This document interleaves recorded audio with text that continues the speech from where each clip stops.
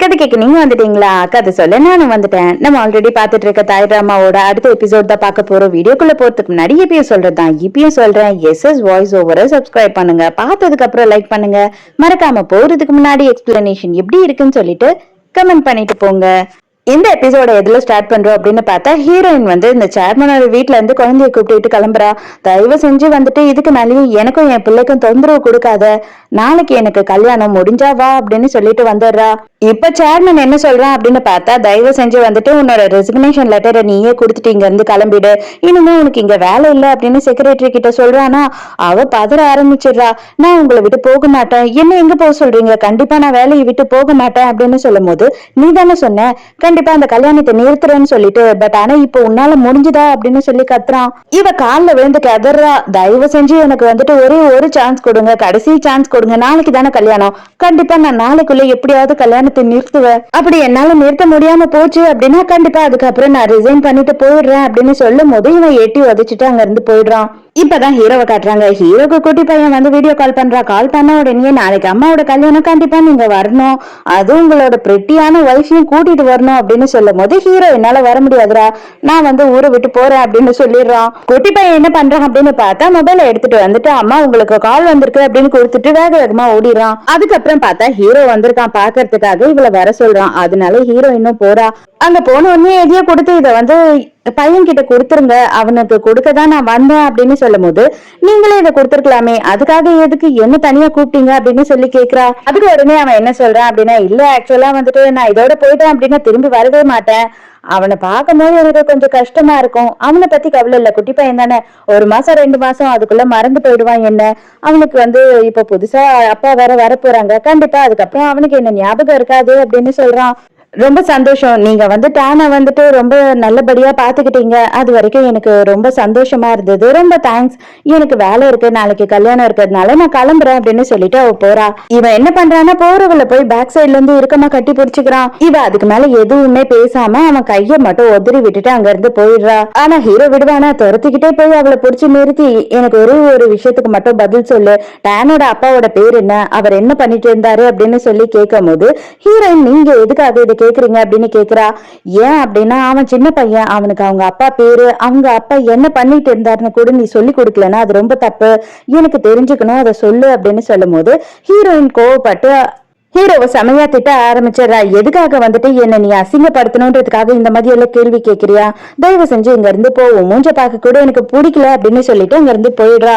ஆக்சுவலா பின் கிட்ட எல்லாம் ஹீரோ என்ன சொல்லியிருப்பான் அப்படின்னு பார்த்தா, அவங்க அப்பாவோட வீட்டுக்கு தான் போறேன்னு சொல்லியிருப்பான். பட் ஆனா அவன் அங்க போகாம இவங்களோட ஊருக்கே வரான். இவங்களுக்கு தெரியாம இந்த ஊருக்கு வந்துட்டு அவனுக்கு எதுனா தெரிய வருதா, எதுனா கண்டுபிடிக்க முடியுதா அப்படின்னு பாக்குறதுக்காக வரான். அப்ப அதே மாதிரி ஹீரோவுக்குமே வந்து அந்த இடத்துக்கு போக போக அவனுக்கு பழைய ஞாபகங்கள்லாம் கொஞ்சம் கொஞ்சமா வர ஆரம்பிக்குது. அந்த வீட்டுக்குள்ள திட்டத்தனமா நுழையிறானா, அந்த டைமுக்கு அங்க ஒரு வேலைக்காரன் இருப்பான் இல்லையா, அதாவது இவன் கிட்ட எந்த நேரம் சண்டைக்கு வான்னு கூப்பிடுவானே, அவன் வந்து இவனை பிடிச்சிடறான். யாரா நீ அப்படின்னு சொல்லி அடிக்க போகும்போதுதான் இவன் மூஞ்ச பாக்குறான்.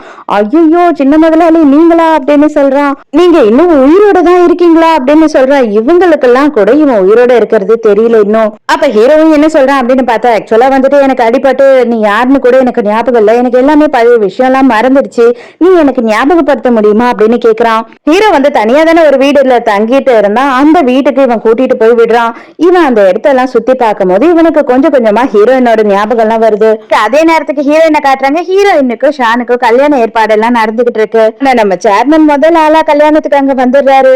வந்த உடனே இவன் எதுனா பிரச்சனை தான் பண்ண வந்தானோ அப்படின்னு பார்த்தா, அவன் சிரிச்சு சிரிச்சு பரவாயில்ல, உன்னோட கல்யாணத்தை பார்த்துட்டு நீ சந்தோஷப்படுறதையாவது பார்த்துட்டு போலான் தான் வந்தேன் அப்படின்னு சொல்றான். ஹீரோ பொறுமையா இப்பதான் என்ன பண்றான் அப்படின்னு பார்த்தா, அந்த வேலைக்காரன் பையன் கிட்ட வந்துட்டு பாலை பத்தி கேட்க ஆரம்பிக்கிறான்.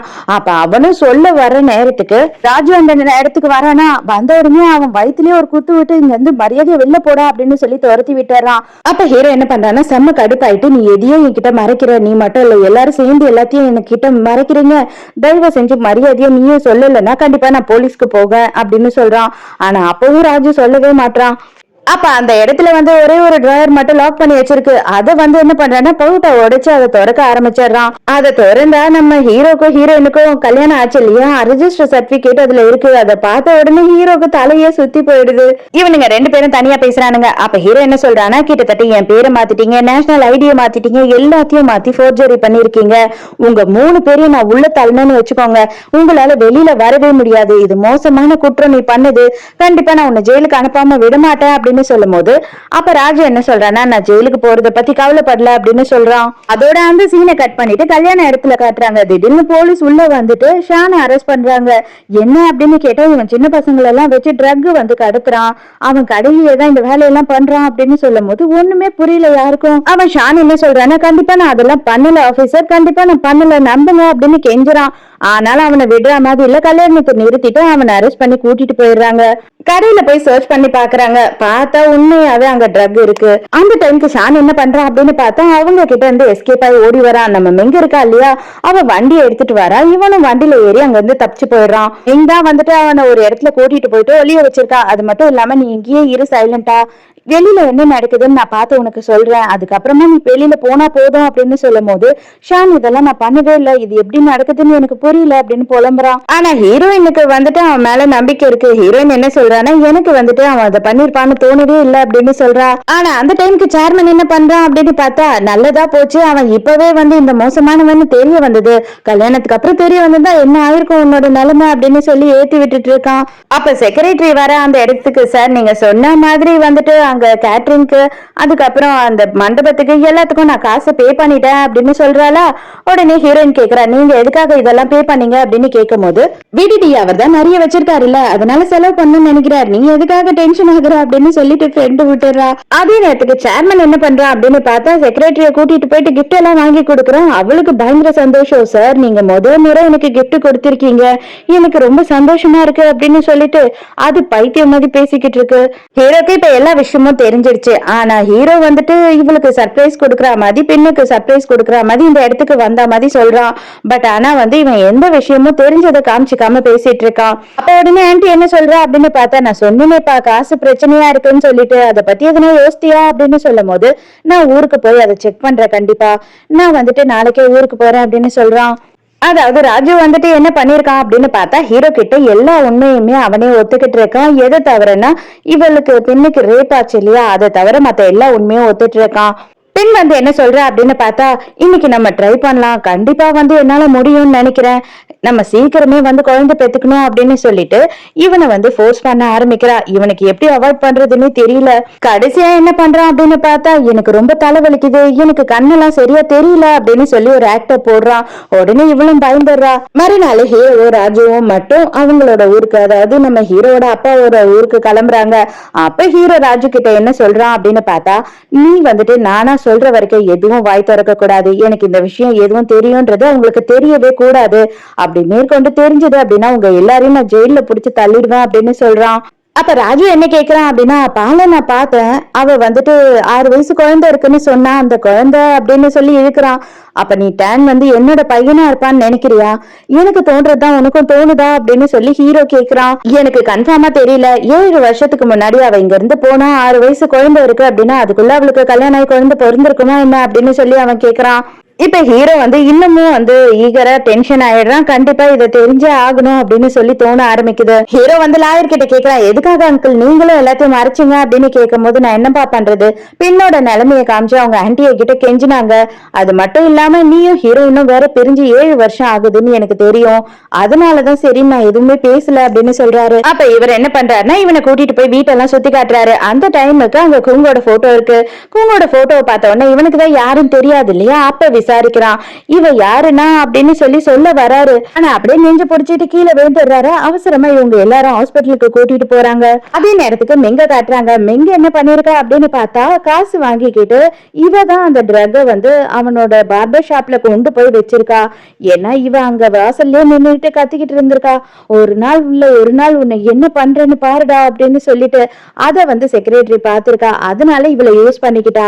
ஹீரோ ஹாஸ்பிட்டல்ல இருந்து இப்பதான் வீட்டுக்கு வரான். அவரை காப்பாத்த காப்பாத்த முடியல, அவர் இறந்துட்டாரு அப்படின்னு சொல்றான். இப்ப ஹீரோக்கு வந்து வேற ஆப்ஷனே இல்ல இல்லையா, அதனால எல்லாமே தெரிஞ்ச ஒரே ஆள் வந்துட்டு வீட்டுல வேலை செஞ்சுட்டு இருக்கவங்க, அவங்க கிட்ட எல்லா விஷயத்தையும் கேட்டு தெரிஞ்சுக்கிறான். அவங்க கூங்க யாரு, அவ என்னென்னலாம் பண்ணா அப்படின்ற எல்லா விஷயத்தையுமே ஹீரோ கிட்ட சொல்லிடுறாங்க. இப்ப ஹீரோக்கு என்ன புரியல அப்படின்னு பார்த்தா, இந்த சொத்து மொத்தத்திலயும் வந்து ஹீரோயினுக்கு பாதி சொத்து இருக்கு. இருந்தாலும் அதை பத்தி கொஞ்சமும் கவலைப்படாம அங்க அந்த குழந்தையுமே வச்சுக்கிட்டு கஷ்டப்பட்டுட்டு இருக்காளு அப்படின்றதுதான் இவனுக்கு கொஞ்சம் சங்கடமா இருக்கு. இந்த குட்டி பையன் இருக்கான் இல்லையா, அவன் என்ன பண்றான் அப்படின்னு பார்த்தா, இவனுக்கு போன் பண்ணி ஹீரோக்கு போன் பண்ணி எல்லா விஷயத்தையும் சொல்றான். கல்யாணம் எல்லாம் நின்னு போச்சு, அது மட்டும் இல்லாம அவரை போலீஸ் புடிச்சிட்டு போயிட்டாங்க அப்படின்னு உடனே ஹீரோக்கு சொல்லவா வேணும், பயங்கர சந்தோஷமாயிடுது. உடனே கிளம்பி போயிடுறான் குட்டி பையனை பாக்கிறதுக்காக. குட்டி பையன் தான் வருவான் அப்படின்னு பார்த்தா நம்ம ஹீரோயின் வந்து நிக்கிறா. இப்ப எதுக்காக இந்த மாதிரி வேலையெல்லாம் பண்ணிக்கிட்டு இருக்க நீ அப்படின்னு சொல்லி நான் என்ன பண்றது, எனக்கு திடீர்னு அவன் ஞாபகம் வந்தது, அவனை பார்க்கணும்னு நினைச்சேன், அதனாலதான் வந்தேன் அப்படின்னு சொல்றான். நீ இன்னமும் கண்டினியூவா இந்த மாதிரி வந்துகிட்டு இருந்த அப்படின்னா என்னை சுத்தி இருக்கவங்க எல்லாம் என்ன நினைப்பாங்க சொல்லு.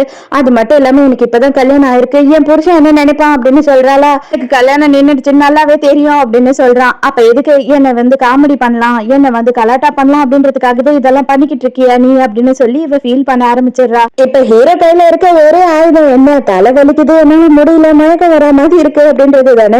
வா வா ஹாஸ்பிட்டலுக்கு போலாம் அப்படின்னு கூப்பிடுறா. இல்ல இல்ல எனக்கு கொஞ்ச நேரம் தூங்கினா சரியாயிடும் அப்படின்னு சொல்றான்.